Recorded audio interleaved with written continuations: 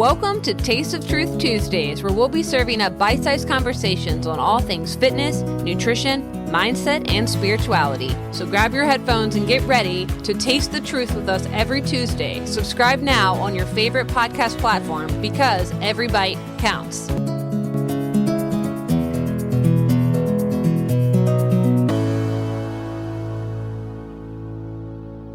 Hey, welcome back to Taste of Truth Tuesdays, wellness warriors and truth seekers. Today's episode is about Beyond Dogma, how wellness and religion have striking parallels. We're talking about how fundamentalist thinking doesn't just reside in religious circles, but it also permeates wellness and healing spaces. Just as high-control religions exploit human vulnerability, so does diet culture. I have had my share of blindly following extreme health regimens recommended by practitioners and ignoring my own discomfort along the way. It has become clear to me that fundamentalism can crop up in various aspects of life, and part of healing is about recognizing and addressing these tendencies that we have within ourselves. High-control religion and diet culture both capitalize on the brain's tendency to interpret things in a binary, black-and-white manner by presenting clear-cut rules, guidelines, and belief systems that simplify complex issues into easy-to-follow directives. Examples of these clear rules and regulations in a high-control religion would look like rigid doctrines, moral codes, and commandments that delineate right from wrong, good from evil, and righteous from sinful. And in diet culture, we could see something like promoting strict dietary regimens, cleanses, and good versus bad foods, categorizing eating behaviors as virtuous or detrimental.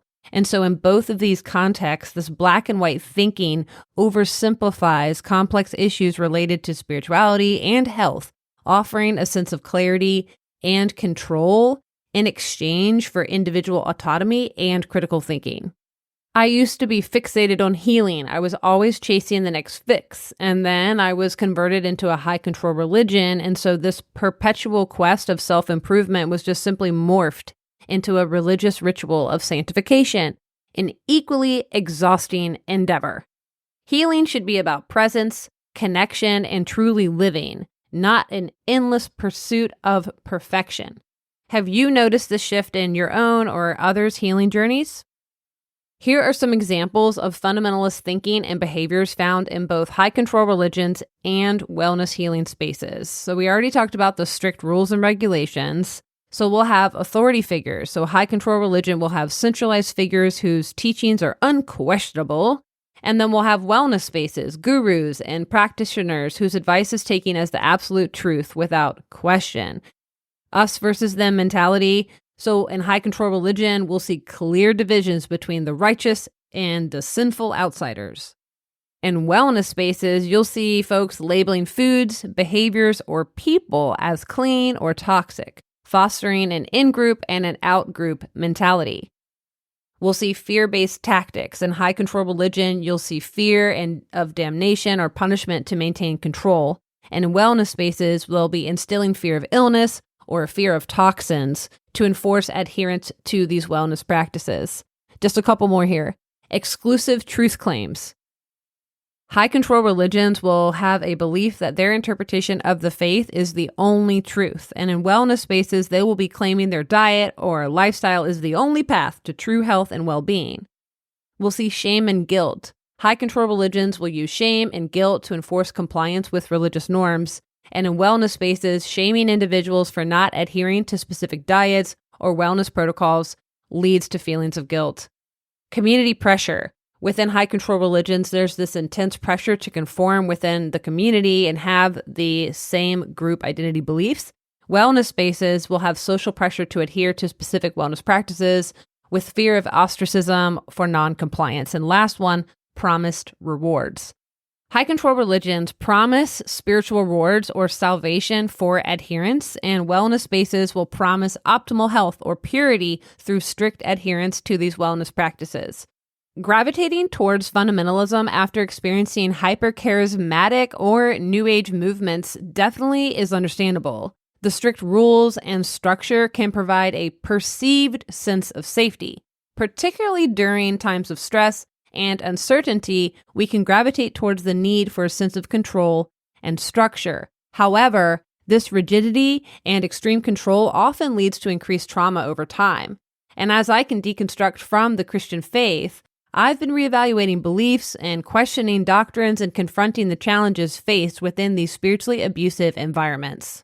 Fundamentalism's rigid adherence to beliefs and practices can create significant challenges, fostering environments that can stifle personal freedom, promote division, and sometimes lead to conflict and violence. Fundamentalists are often resistant to change, and innovations within their doctrine or practices are viewed as departures from the true faith. And we'll also see this intolerance towards individuals or groups that hold a different belief or lifestyle, and that always leads to discrimination, ostracism, and violence towards these perceived outsiders or heretics. And that is due to the dogmatism, because this fundamentalist ideology, it's so rigid, we've been talking about. It's inflexible with these interpretations of ideological principles or religious beliefs, and that discourages questioning or exploration of any alternative viewpoints. I recently shared a post on my Instagram reflecting on my journey of deconstruction and exploring more progressive spaces. I've noticed this concerning trend, the lack of nuance and the prevalence of an us versus them mentality. Even within progressive Christianity, there's pressure to conform to certain social norms and ethical behaviors. Disagreement is often met with resistance, and group identity politics can dominate discussions. And please check the show notes for this episode's blog, which contains a lot more information and resources that discuss the dangers of fundamentalism from various perspectives, including academic research, books, and articles. And I'm hoping those will provide comprehensive insights into the dangers of this black and white thinking, illustrating its potential to foster intolerance, social division, and conflict.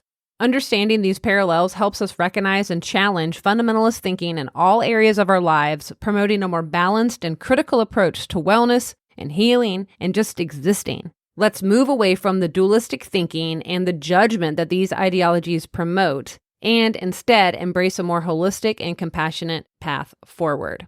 That's all I have for you today, folks. Thanks again for listening. Next week, we're going to continue talking about breaking free from diet culture. And then for future episodes, we've got confirmed guests with Dr. Mark Gregory Karras, the author of The Diabolical Trinity, Healing Religious Trauma from a Wrathful God, Tormenting Hell, and a Sinful Self.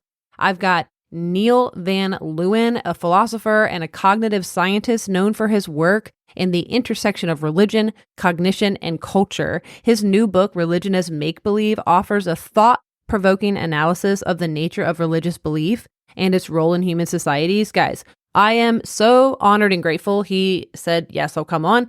So excited. And then we have Marissa Franks-Burt, who's an author and researcher, and I really appreciate her insights. And we'll have her talking about biblical counseling and a little bit more about the evolution of Christian parenting. She's writing a book along with Kelsey McGinnis, and they offer a comprehensive exploration of the historical, cultural, ideological, political, and social factors that have influenced Christian parenting over time. I've got my friend Jill from the Opportunity Cost podcast, who is an expert in creating anti-MLM content. She's so thorough in her investigations. So she's coming on. And we have Carrie Moore, who is going to talk a little bit about parenting through the lens of spirituality. And she's got a master's in Franciscan theology, which is focusing on simplicity, poverty, and love for all, inspired by St. Francis, and it's about imitating Christ and caring for the marginalized. So I'm so excited. So whether you're reevaluating your beliefs or just looking for some fresh perspectives, we've got you covered. Let's navigate this journey together and embrace the adventure of growth and discovery. So until then, maintain your curiosity, embrace skepticism, and keep tuning in. Have a great week.